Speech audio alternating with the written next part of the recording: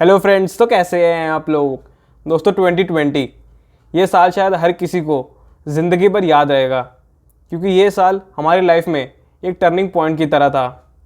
और अगर आप अभी तक कोविड-19 वायरस से इन्फेक्ट नहीं हुए हो तो कॉन्ग्रेचुलेशंस, आपने 2020 में तो ये पैंडेमिक बिना इन्फेक्ट हुए सर्वाइव कर लिया है। दोस्तों आप में से बहुत लोग ये सोच रहे होंगे कि अब हम 2021 का वेट तो नहीं कर सकते हैं, क्योंकि 2020 हर किसी के लिए इतना अच्छा नहीं था। Biblical fires, floods, famines, swarms of locusts और कोविड-19 ने एक अच्छा रीज़न दिया था कि क्यों 2020 बहुत से लोगों के लिए उनका फेवरेट ईयर तो नहीं होगा।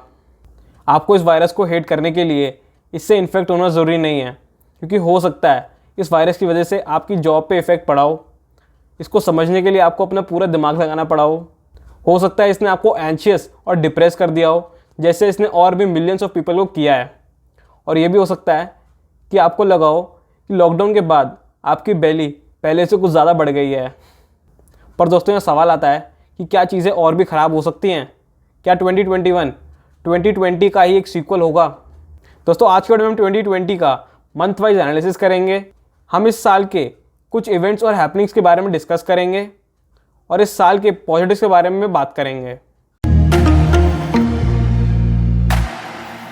दोस्तों जनवरी की स्टार्टिंग में ही ऑस्ट्रेलियन बुशफायर्स की वजह से लगभग 500 मिलियन एनिमल्स मारे गए, 47 million acres of land burn हो गया और थाउजेंड्स ऑफ पीपल डिस्प्लेस हो गए। इसके रिस्पॉन्स में ऑस्ट्रेलिया ने इसको स्टेट ऑफ डिज़ास्टर भी डिक्लेयर कर दिया। 3 जनवरी को यूएस प्रेसिडेंट डोनाल्ड ट्रंप के ऑर्डर्स पे ईरानियन जनरल कासिम सुलेमानी के साथ साथ इराकी पैरामिलिट्री लीडर को यूएस मिलिट्री ने ड्रोन स्ट्राइक में एग्जीक्यूट किया, क्योंकि पेंटागन ने इनको अमेरिकन डिप्लोमेट्स पे अटैक प्लान करने के लिए एक्यूज़ किया। जिसके काउंटर में ईरान ने अमेरिकन सोल्जर से होस्टेड 2 इराकी मिलिट्री बेसिस पे मिसाइल्स लॉन्च करी, जिससे एक यूक्रेनियन एयरलाइन फ़्लाइट पे मिस्टेकनली शॉट हुई। फिर दोस्तों 8 जनवरी को प्रिंस हैरी और मेगन मार्कल ने ऑफिशियली सीनियर रॉयल्स की ड्यूटी से स्टेप डाउन किया।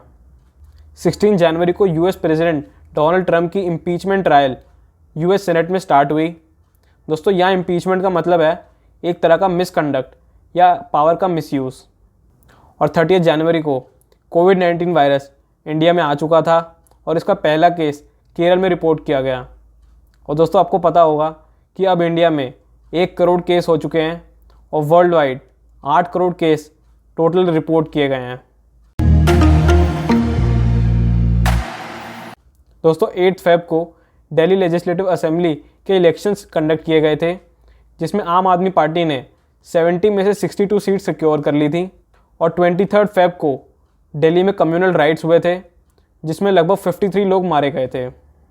फिर 24 फ़रवरी को यूएस प्रेसिडेंट डोनाल्ड ट्रंप एक 2 डे स्टेट विजिट के लिए इंडिया आए थे, जिसके लिए नमस्ते ट्रंप इवेंट भी अहमदाबाद में ऑर्गेनाइज़ किया गया था। और बहुत सी फॉर्मल मीटिंग्स गवर्नमेंट ऑफिशियल्स और इंडियन बिजनेस एग्जीक्यूटिव्स के साथ ऑर्गेनाइज की गई थी। दोस्तों 10 मार्च को इटली में दुनिया का पहला नेशन वाइड लॉकडाउन लगाया गया था, जिसके बाद ही बाकी कंट्रीज़ ने इस वायरस के स्प्रेड को रोकने के लिए लॉकडाउन लगाया था। और 11 मार्च को WHO यानी कि वर्ल्ड हेल्थ ऑर्गेनाइजेशन ने इसे पैंडेमिक डिक्लेयर कर दिया था। फिर दोस्तों इंडिया में 22 मार्च को जनता कर्फ्यू यानी कि 14 आवर लॉकडाउन लगाया गया, जिसके बाद 24 मार्च को 21 दिन का नेशन वाइड लॉकडाउन लगाया गया। और तब हम सोच रहे थे कि शायद वायरस अब इतना नहीं फैलेगा, और बहुत से स्टूडेंट्स भी खुश थे कि अब उनको 21 दिन के लिए तो स्कूल्स और कॉलेजेस में जाना नहीं पड़ेगा। दोस्तों 7 अप्रैल को वुहान चाइना में सिटी वाइड लॉकडाउन हटा दिया गया था और situations approximately back to normal हो गई थी। ये वही सिटी है जहाँ से कोविड-19 वायरस स्प्रेड हुआ था। वहीं दोस्तों इंडिया अप्रैल में लॉकडाउन के अंडर था और बहुत से लोगों ने वर्क फ्रॉम होम के साथ साथ बहुत सी वेब सीरीज़ भी देखी होगी और बहुत से लोगों ने अपनी कुकिंग स्किल्स भी डेवलप करी होंगी। दोस्तों मई में ही इंडिया और चाइना के बीच बॉर्डर स्टैंड ऑफ नाथुला पास पे स्टार्ट हुआ था, जिसमें लगभग 150 सोल्जर्स इन्वॉल्व थे।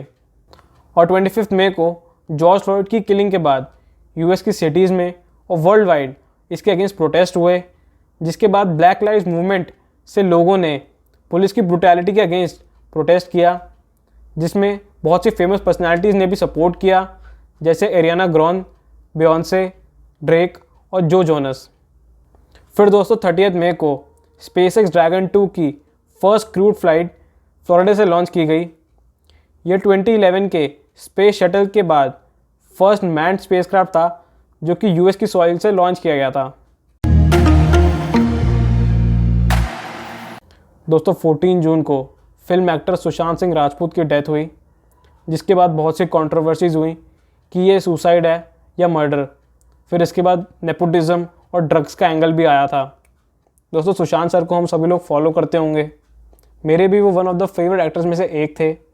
बट दोस्तों मैं ये भी मानता हूँ कि किसी को भी उनकी पर्सनल इन्फॉर्मेशन लीक करना या उनको डिफेम करने का राइट किसी के पास भी नहीं है, क्योंकि वो भी एक सेल्फ मेड एक्टर थे, उन्होंने भी कुछ मेहनत करी है और तभी हम उनको इतना जानते हैं।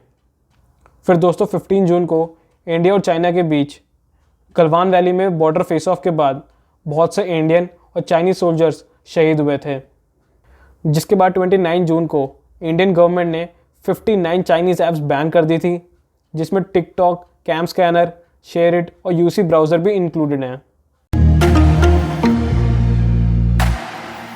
दोस्तों 15 जुलाई को बहुत से फेमस पॉलिटिकल फिगर्स, सीईओज और सेलिब्रिटीज़ के ट्विटर अकाउंट्स को बिटकॉइन स्कैम के लिए हैक कर लिया गया था, जिसके बाद ट्विटर का स्टॉक प्राइस 4% से गिर गया था। फिर दोस्तों 29 जुलाई को NEP यानी कि नेशनल एजुकेशन पॉलिसी इंडिया में अप्रूव की गई, जो कि मेरी राय में एग्जिस्टिंग एजुकेशन पॉलिसी से बहुत ज़्यादा बेटर है।